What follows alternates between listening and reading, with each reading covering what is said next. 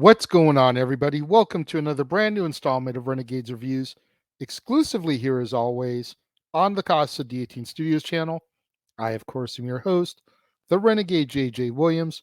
Happy Friday, and today we're going to conclude our week of movies suggested by my girlfriend as we celebrate her birthday, and we're going to take a look at Jumpin Jack Flash, starring Whoopi Goldberg, Stephen Collins, John Wood, Carol Kane, Annie Potts, Roscoe Lee Brown, Jon Lovitz, Phil Hartman, and Jim Belushi.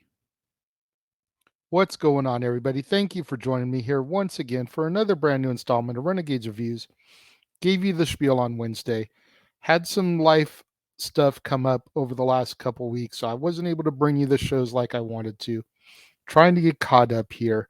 Today we're going to take a look at Jumpin Jack Flash, which was hand-selected for me to review by my girlfriend as we celebrate her birthday this month. And as our movie opens, Terry Doolittle is a computer operator at a bank in Manhattan, New York.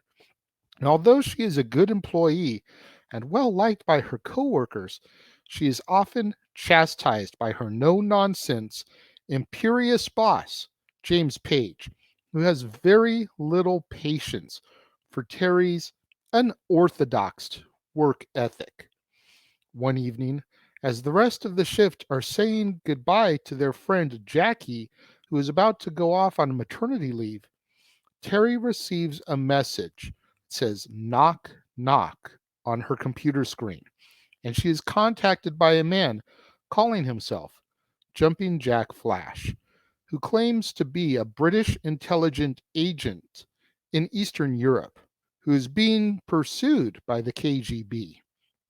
Terry is able to solve his riddles and is able to deduce that his computer password is B flat, the key in which the song Jumpin Jack Flash by the Rolling Stones was written.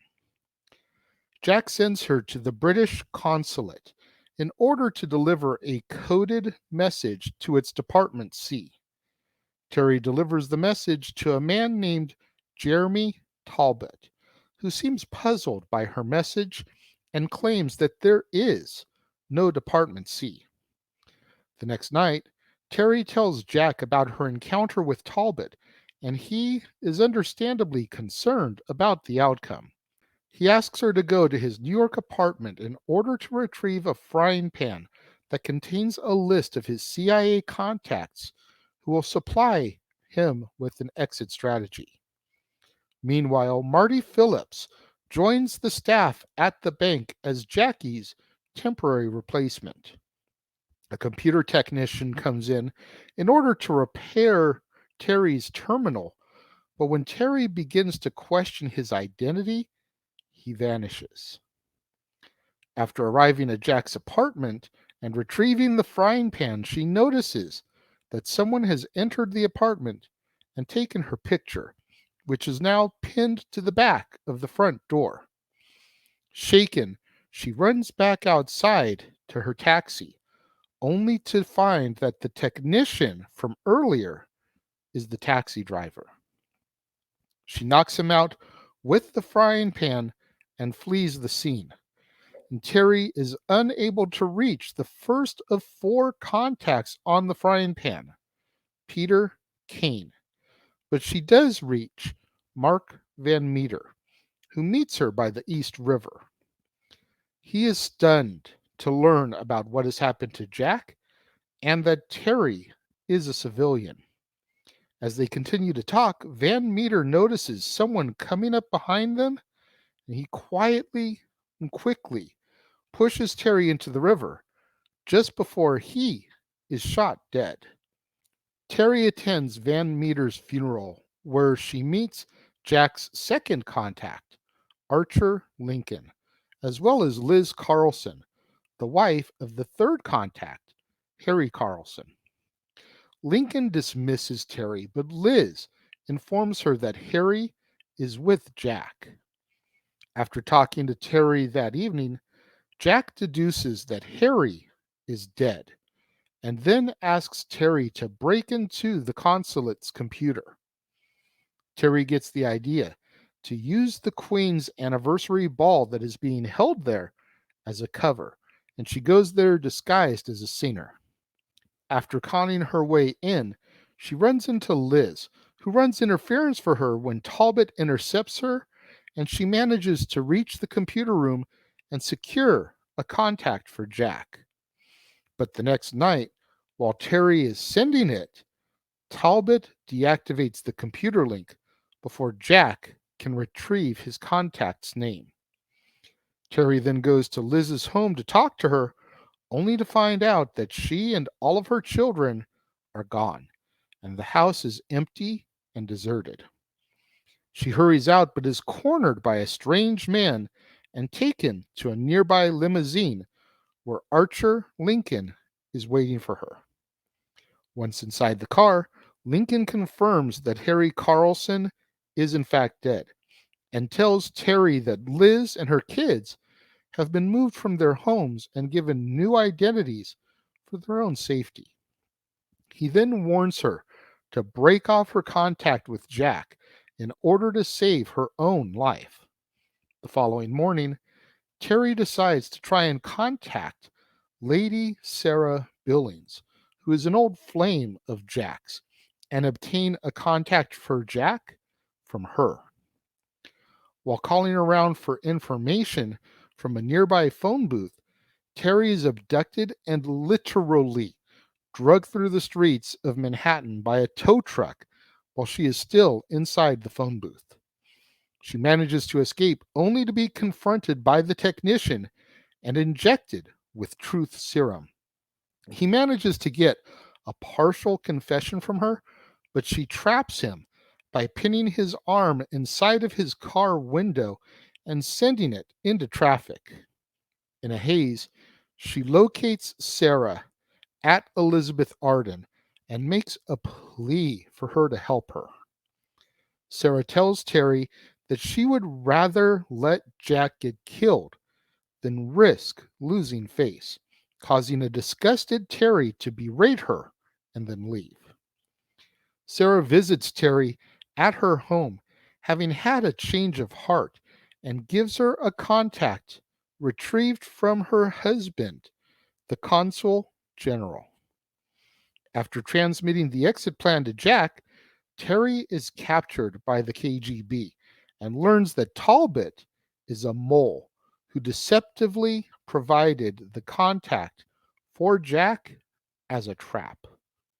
Terry escapes and flees to the bank in order to contact Jack.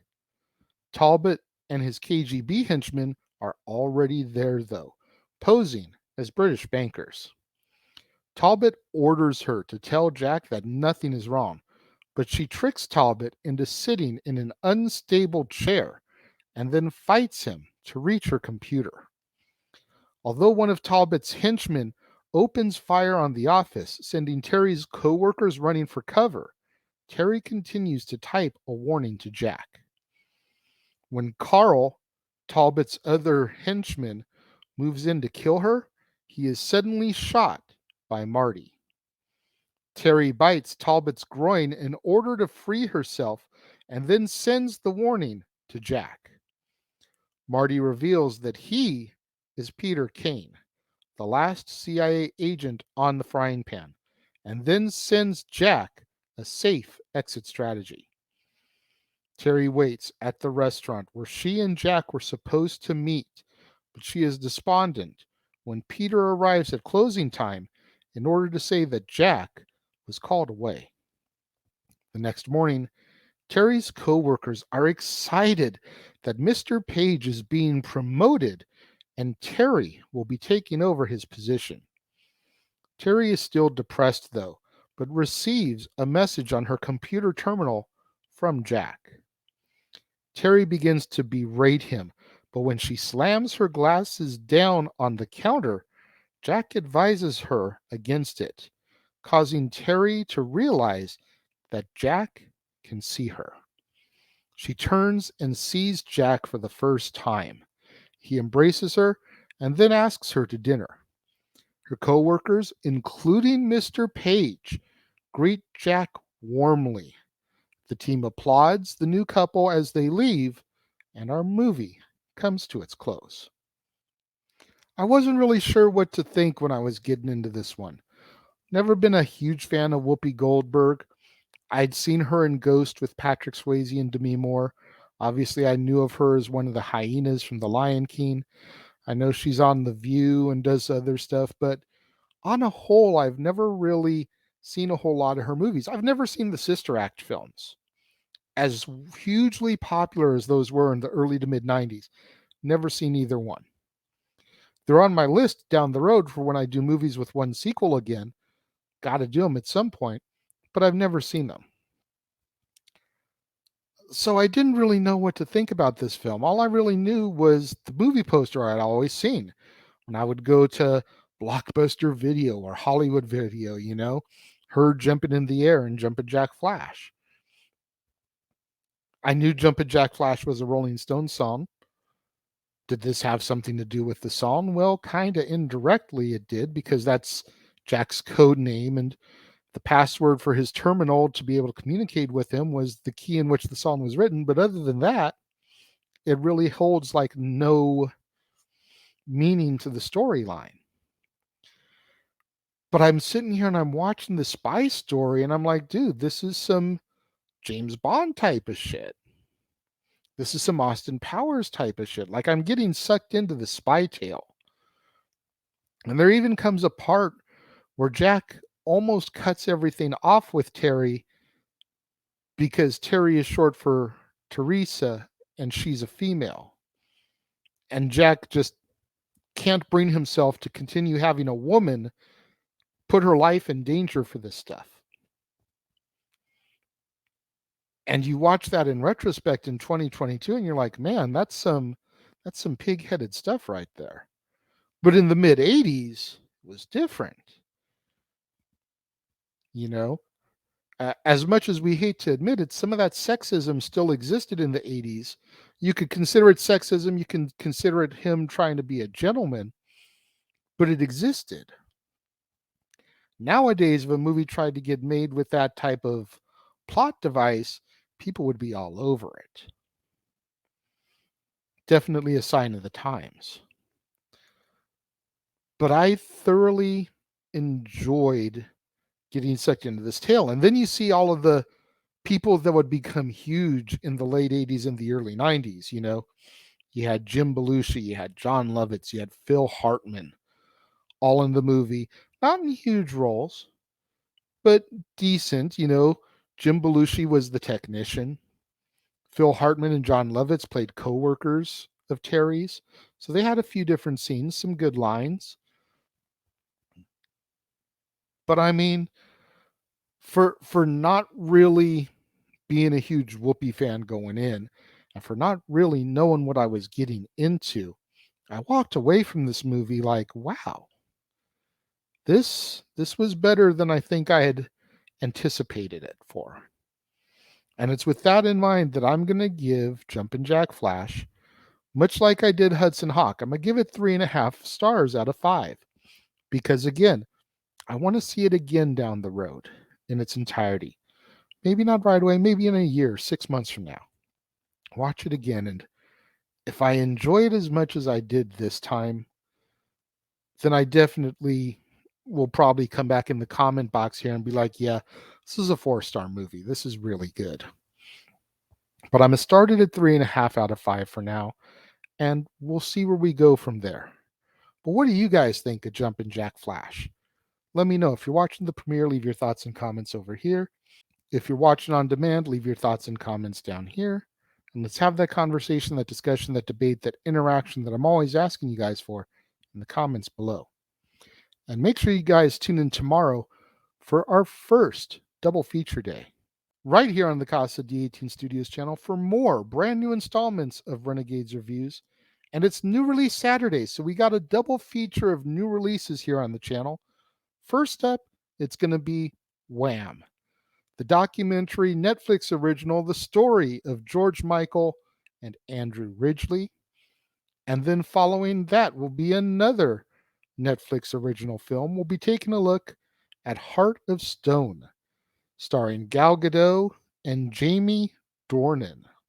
And then later on in the evening, right here on the Casa D18 Studios channel, on the Jeff Meacham Network, and across the Jeff Meacham Network multiverse of media, it'll be time for another edition of Open Mic Night. But it's not just any episode of Open Mic Night. Oh no, it'll be time for our open mic and karaoke night. That's right, we will be singing some British Invasion karaoke tomorrow, right there on Open Mic Night. Depends on what the wheel lands on. Maybe there will be some Rolling Stones. Maybe there will be some Wham. Maybe there will be some Beatles, some Ozzy Osbourne or Black Sabbath. Maybe there will be some Sting or The Police or Elton John. Tune in, join us for the Saturday night shenanigans that are Open Mic Night. You don't want to miss out on any of that content right here on the Casa D18 Studios channel, the Jeff Meacham Network, across the Jeff Meacham Network multiverse of media.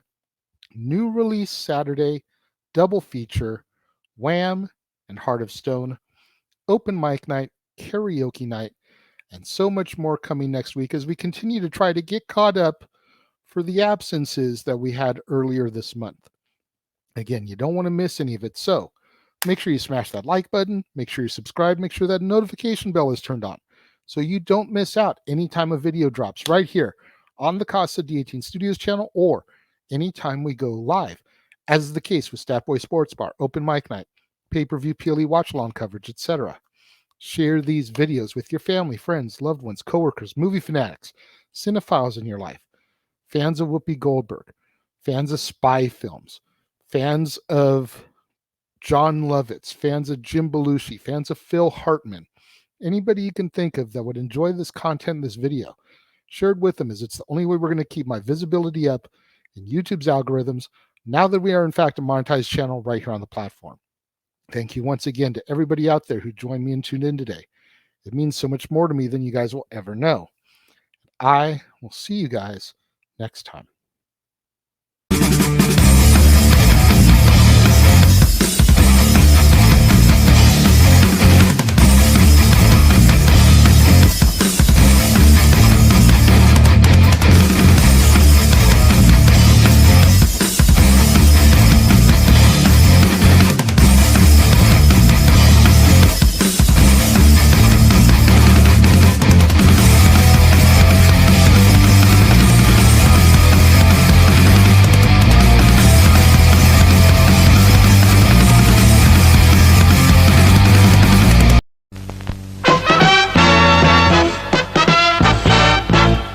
And now, preview time. So let's take a look at what's coming your way.